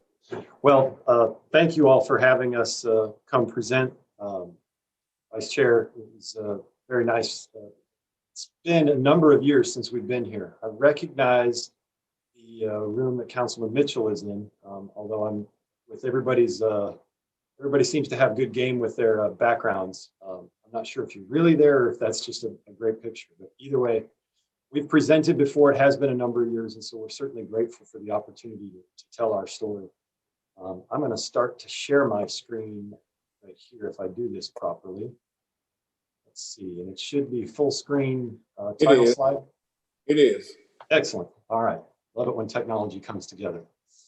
But yeah, it's been, I guess, 12 years ago, last month, that our partnership began. In December, it'll be 12 years since we opened the pharmacy. And what began as a consulting project has turned into a company that has really been referenced and allowed great things to happen for your employees and their family members, as well as been copied and mimicked throughout the southeastern United States by your peers, both in the municipal, county governments, school districts, and most recently, Hamilton County Schools has signed on for an on-site pharmacy. So appreciate the partnership and the way that you all led. That's created wonderful things for us and our company. And hopefully you all feel that in return, the benefit that's come there. You saw Justin's picture with a mask on in the pharmacy. Here's what he and his staff look like, at least part of the staff look like without their masks, in front of the wonderful building that was now built several years ago. But as I mentioned, we started building in 2008. I think the thing that differentiates the pharmacy is it's a closed shop. It's a closed door pharmacy. It's not open to everyone. Even Justin, pharmacy manager, can't get his prescriptions filled there because it's dependent upon having insurance with you all. And what that creates is really a small town feel, kind of a community where Justin and his staff know everybody's name. It eliminates some of the, I guess, in a regular retail pharmacy, there's probably 100 or more insurance plans that they're dealing with. We just have less than a handful here, and they all work with Blue Cross Blue Shield. So we have a great relationship with them and are able to solve problems efficiently. And so that's really kind of the differentiation of service. The fee model is what gets us in the door, right? We eliminate markup. There is no margin on the drug costs. And by doing that and passing those costs exactly as they are back to you guys, you're allowed to purchase as if you have population of a neighborhood pharmacy that you can support. And in fact, you do. It's just a matter of getting them there. So that's really how the business model works. And it's created a great deal of success for both of our organizations. These are some of the markers of that success, things that we promised when we started, and things that have come true and then some in some of these cases. You can see that the plan volume there is almost identical to what we promised. Now, having been with you all for the amount of time we have, it started out the first year at 50%, which is right where we targeted it. And then again, after about 18 to 24 months of being with you all, we plateaued at about the 75% mark. Some years it's 76, some years it goes down to 74. But you have a very steady utilization there. See down about the fourth bullet point what that means in terms of what Justin and his staff do in terms of production on a daily basis. The reference earlier that was made earlier to the surveys, We do conduct one every fall about this time. It's in the final stages of preparation now and should be going out shortly, but consistently, we are over at or above 98% customer satisfaction. When I say that, what we're looking at is it's a Likert scale that has, you know, a continuum of about 5 things in terms of how likely you are to return to the pharmacy. If it's not probably or definitely, we don't consider that satisfied. So that's something that's we've been able to achieve. But really, more importantly, are the comments that we get every year. Many of them call out the staff. I just wanted to put, you know, simply one example there, but these are very typical of what we get to look at. We also get constructive criticism that we take sometimes, and we'll change the hours. I think the drive-through, if I'm not mistaken, it's there now, was probably a result of that many years ago. So those are some of the metrics. Our savings model is it's a function of, when we talk about the volume there, really what we do is we purchase more effectively, or at least pass on the price. And so the prescription drug costs are lower. So with every prescription, you should be saving money there. It should be at a lower cost basis than what it is in the retail network. Well, let's say the average savings is about $25 to $35. That's great, but if you only get 1 or 2 of those, obviously you can't fund the operation. And so by that $300 a day there, this next slide shows over the year just exactly what that historical look is of what it means to purchase efficiently. You can see that the differential that was there in the first year was about $22. We're expanded to about $33. Again, this is a function of, because of the partnership with the city of Chattanooga, you all were, pick the word you want to use, courageous, you were vanguards, you were at the edge of this and said, yeah, we think this is something we want to take a chance on.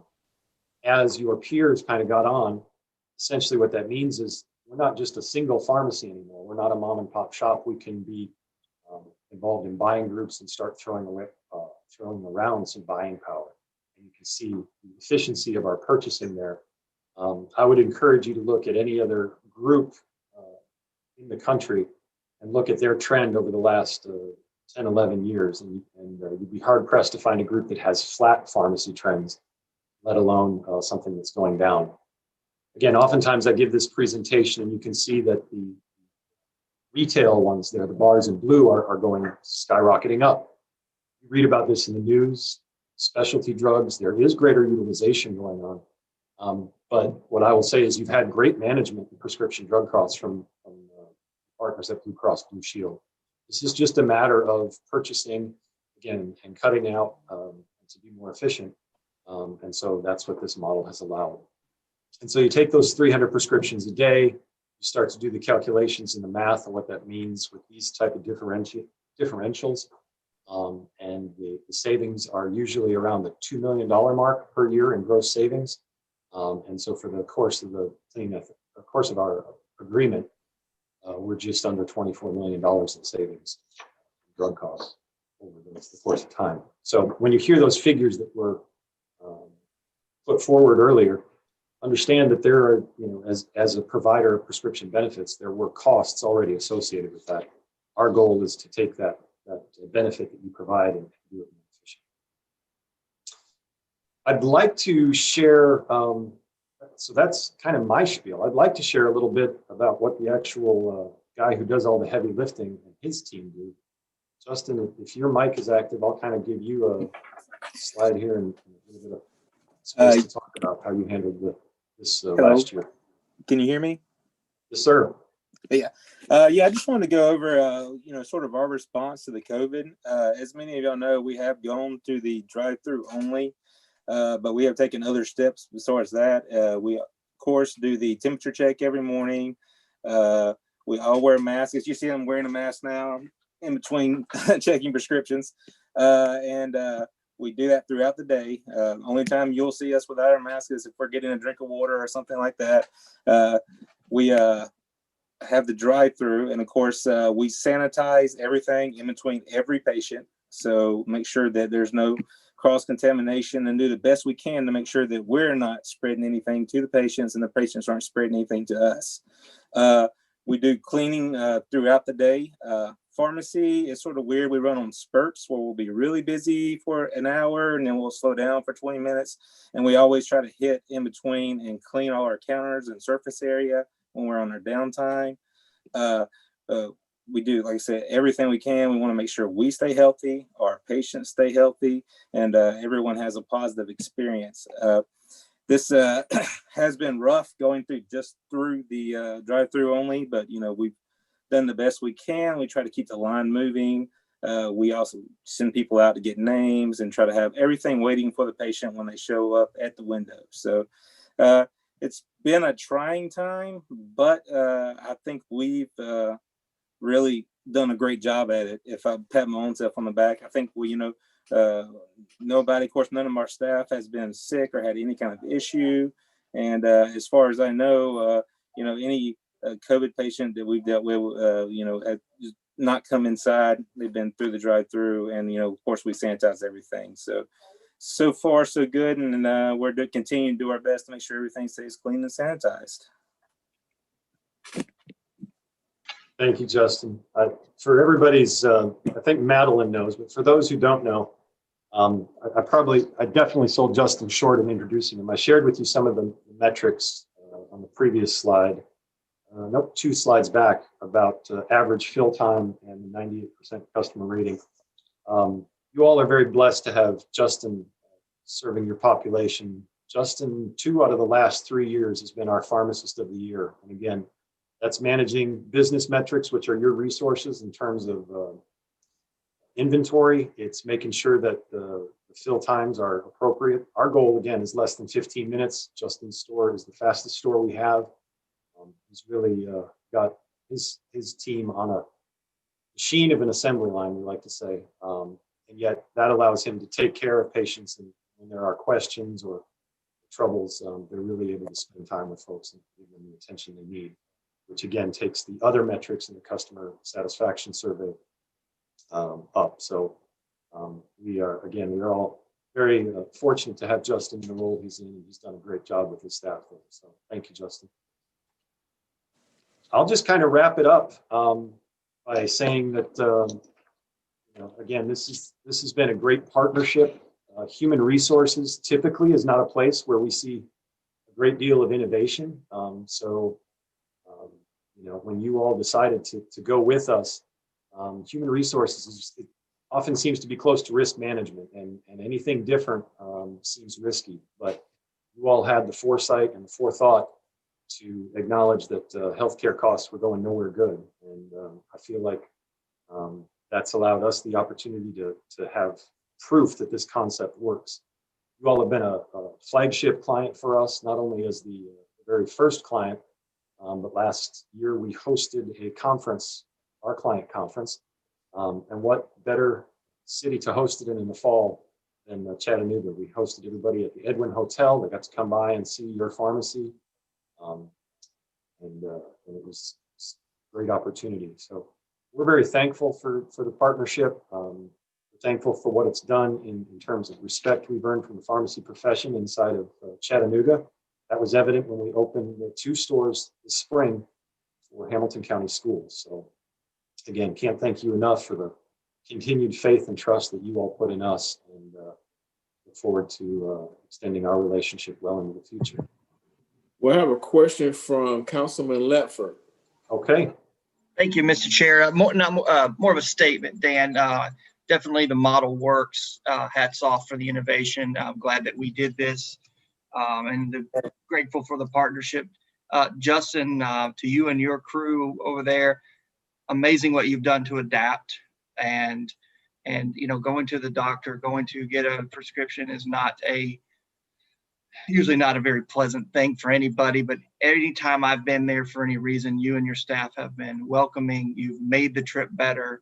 And even when I didn't feel so good with a cold or something, I left feeling like somebody really cared. So hats off to you all, and thank you for your service. Thank you.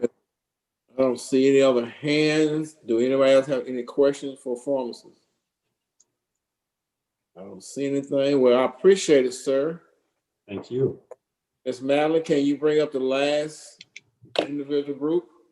Yes, so the last group are our friends from Blue Cross Blue Shield of Tennessee. This resolution is the result of another RFP. The current contract was ending. There were 4 proposers, and the HR is recommending that this award go to Blue Cross Blue Shield for the Blue Advantage plans. And I will add, I know that Brent's probably going to talk about this, but I will add that with this contract is a substantial savings for the city and our retirees, which is just great. But this is Brent Johnson, he's our account executive, and Lisa Wright, she's a principal with Blue Advantage, and we've worked with both of them for many years. Thank you. All right, thank you, Madeline. Can everybody hear me? Yes. All right, thank you. We do appreciate y'all giving us the opportunity to present today. Vice Chairman Smith, I appreciate your comments on purposely giving us the opportunity so we could brag a little bit on some of the things that we're doing. And I'm just going to take a couple of minutes. Lisa, you can go to the next slide and just talk about Blue Cross in general. Obviously, everybody on the council is probably familiar with Blue Cross. You may not be super familiar with it. Obviously, you see the big building up on the hill, but I did want to point out that we have over 5,600 employees here in our Chattanooga office. So we're one of the largest employers in Chattanooga. We're ranked #1 in customer service in Tennessee. We have 98% customer retention rate. That's among our large business. So that would be the city of Chattanooga and your active employees and the medical plan that we provide for them. And then we have 100% customer retention rate among our Medicare Advantage accounts, which is what we're discussing here today. So I just wanted to point out those few things. Lisa, you can go to the next slide.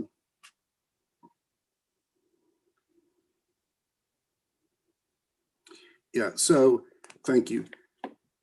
This kind of is a highlight of some of the giving that Blue Cross does. And I ultimately just want to get across the fact that we're an excellent corporate citizen for the city of Chattanooga. Obviously, we're not the city of Chattanooga, but we certainly feel like we support the majority of the things that the city of Chattanooga does in a lot of different ways. And you can see that we provide over 7,000 hours of volunteer work just for our employees on an annual basis. We just invested over $5 million for a healthy place, a high-tech playground in Highland Park. We gave over $1 million to the Miller Park renovation, $500,000 to the T.C. Thompson Children's Hospital that everybody sees the new building when you drive by. And then we just gave over $3 million to the food bank in Tennessee, with $500,000 of that going here in Chattanooga. So I don't know if everyone had a full understanding. And I guess ultimately when I was listening before, I thought, of course, the city of Chattanooga has to pass the hat around a lot of times when you don't have things in the budget. And I guess I just want to say, I know without a doubt, almost every time Blue Cross Blue Shield makes a contribution in that hat, and usually it's a significant one. And we just want to make sure that you understand it's super important to us to provide quality benefits, not only to your active employees, but definitely to the retirees, to the men and women who have spent their life providing services for everybody in Chattanooga through the city of Chattanooga. And we want to make sure we're providing excellent benefits from them as they're in retirement. So next I'm going to turn it over to Lisa, and I'm going to let her talk about some of the specific things and services and products we provide with our Medicare Advantage product. Thanks, Brent. So one of the first things I think I want to share with all of you is the customer service team that supports your retirees. This slide is what we used during our finalist presentation with the committee. And it says we've received 5 stars for outstanding customer service from CMS 4 years in a row. Well, I'm proud to say it's now 5 years in a row, because we've just received our customer service rating for this next year. So knowing that our overall star rating of 4 points, that 5 points of that is truly customer service. We are located in Chattanooga. Right now, we are all working from home serving your retirees. We are resolving issues on first call. So one of the things I think I'm most proud of is that our customer service reps go that extra step. So when we were talking about the partnership with your pharmacy at the Well Advantage Clinic, if there's an issue with a claim or an issue with the way a prescription is going through the process, maybe a member showed an old member ID card, for example, our customer service rep not only takes the call, but they go that extra step with calling the pharmacy, making sure that the claim goes through or the prescription goes through, so that the retiree just has to show up and pick up his or her prescription. So we're really proud of the way that they treat your retirees. We know that the Christmas lights are going to get tangled, and so it's really about how you untangle them, right? So understanding the root cause of every concern allows us to be a better plan. And then lastly, meeting the retiree where they are, the multi-channel access to our customer service, whether it's via the phone, sending us an email, or we have a new click the chat feature in this past year, really meeting your retirees where they are. So when it comes to the benefits, we designed the benefit plan here on the right in line with the wellness that you want for your actives. It carries on to the retiree. And so one of the things that we find for retirees is that cost barrier for a copayment, for example. So there is no copayment for their annual wellness, for preventive services such as a mammogram or a colonoscopy or a prostate cancer screening exam. Really important diabetic supplies, so the test strips, the lancets, the glucometer, those are covered with no cost to the retiree. And then also diagnostic lab work and x-rays for that retiree. So that can keep in check with things that are potential health concerns and stay on top of those things with no cost barrier. Immunizations such as the flu shot, also no copayment for those retirees. So the plan itself gives them a lot of extras with our case management staff helping them deal with a chronic condition, illness, or injury. They have access to a nurse 24/7. We've got a toll-free number they can call. So if they're not sure, that's something they can do. Specialized care programs, transitioning them from a hospital back home or into a skilled nursing facility. And then we also offer some helpful reminders for preventive screenings and medication adherence. So I'll talk about that in just a minute. But one of the things we're most proud of is what's going on right now, and that we were flexible to this change called COVID and what it meant to your retirees. So we already used a telehealth vendor for limited access to care, and we have expanded that benefit across the board for telehealth visits. We have offered them virtual open enrollment opportunities where we can host open enrollment meetings in this next year, like we are today on your council meeting. Medicare 101 sessions, offering those not only to the retiree, but to the actives. We find that as they're doing, preparing for retirement, or maybe they're helping a loved one with Medicare, those have been very helpful. In the past, we've done those in person, and the open enrollment and the Medicare 101, we have the opportunity and availability to do those virtually now. And then the last one being closing the gaps in care.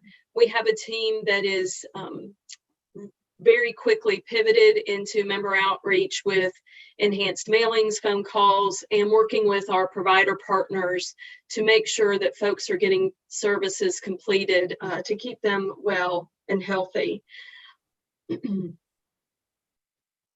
So I wanted to show you an example of the member health planner that we send to individuals to show them just where they are on those gaps in care. And we reward those individuals for completing certain services. So you'll see on this example, someone received a notice that they needed to complete their annual wellness visit. This check mark here on the right, or X box, means they have not done that. And if they would do that, we will send them a $30 gift card. So they are actually incentivized, much like actives would be through a wellness program, earning points, for example. Same with this, in this example, a colorectal cancer screening. This individual had not had that done.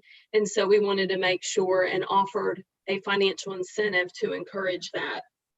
I can tell you that in 2019, this right here engaged your retirees into completing tasks that kept them healthy, that kept your claims costs down under this plan because they were catching diagnosis early. I don't know if that's the right way to say it, diagnosis, but catching issues early, to the tune of $17,000 worth of gift cards in that year 2019. And halfway through 2020, your retirees were at $8,700. So they were still on track with completing those with our outreach program.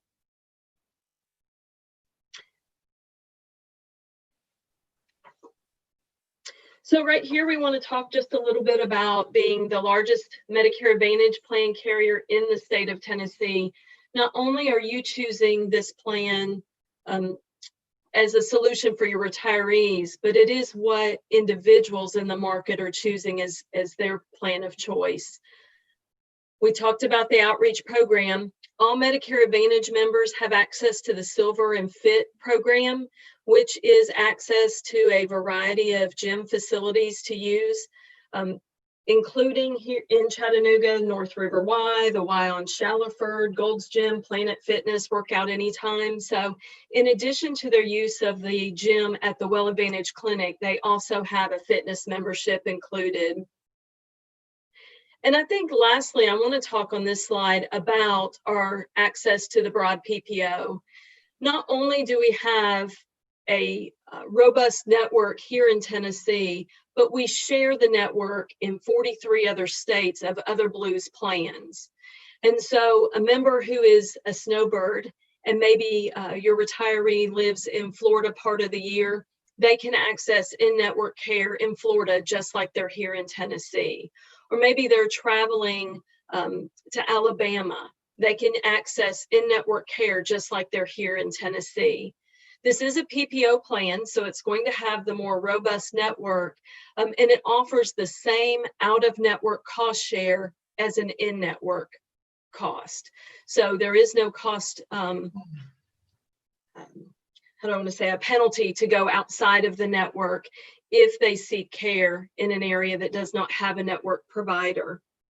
That network in the Chattanooga area, because most of your retirees live there, includes Memorial, Park Ridge, Erlanger, Chattanooga Heart Institute, and of course they have access to the Well Advantage Clinic and Clinic Pharmacy, which Greg shared a little bit ago, that 17% of the retirees, or 17% of who they see, are the retirees.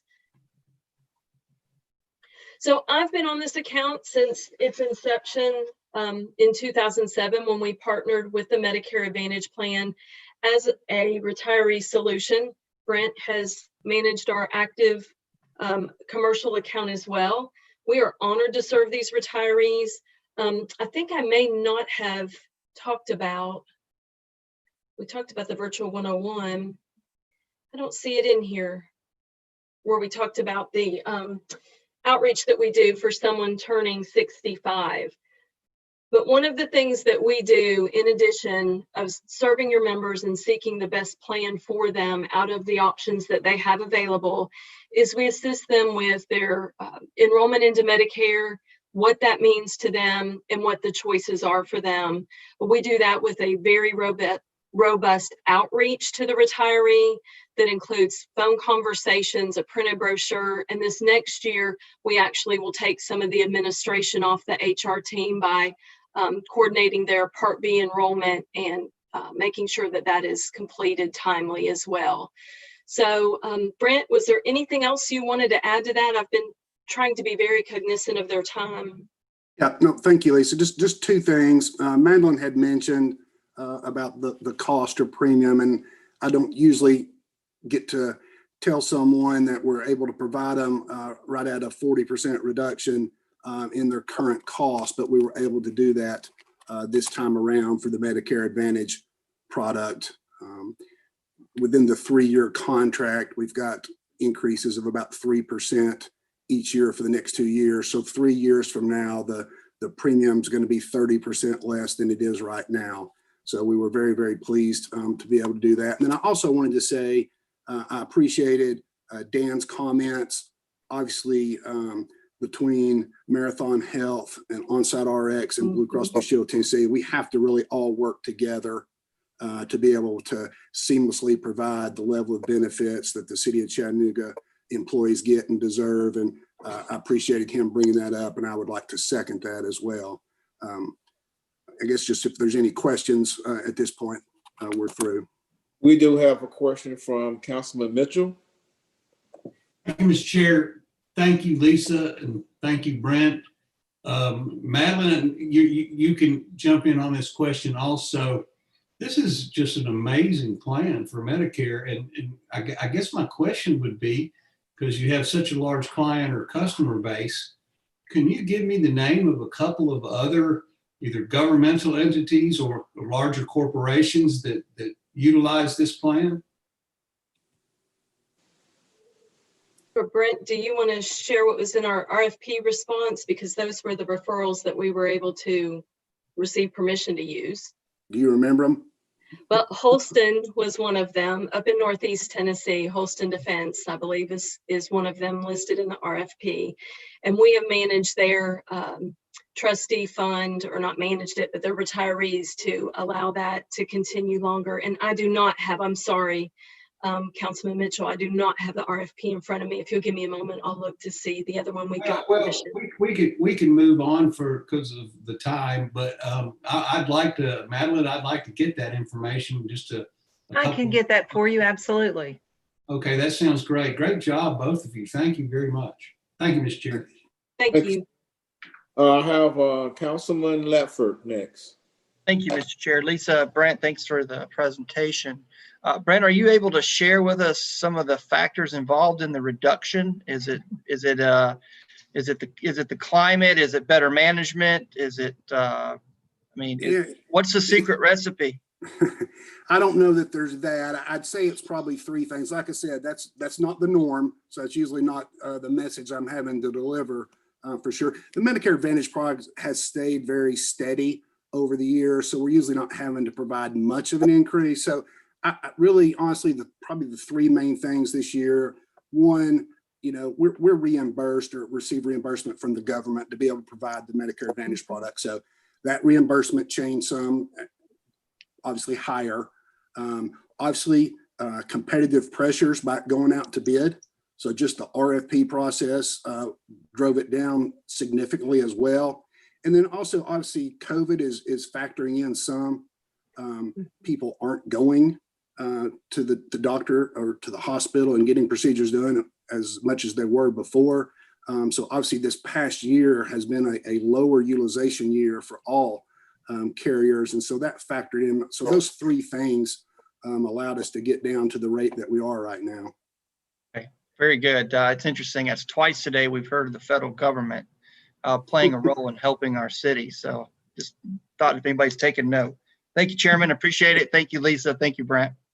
Thank you. Well, I don't see any more hands, but I do want to say I appreciate all three organizations in your presentation. You're doing a wonderful job. I also want to thank Ms. Green, the HR team, for working together to make this happen. I still don't have any more questions. So if we don't have any more questions, thank you for coming. And Chair, I think this is the last committee. I think we can go ahead and close out to the 6 o'clock meeting. Yes, sir, we can. Thank you. Thank you all. Thank you, everybody. Thank you. Thank you.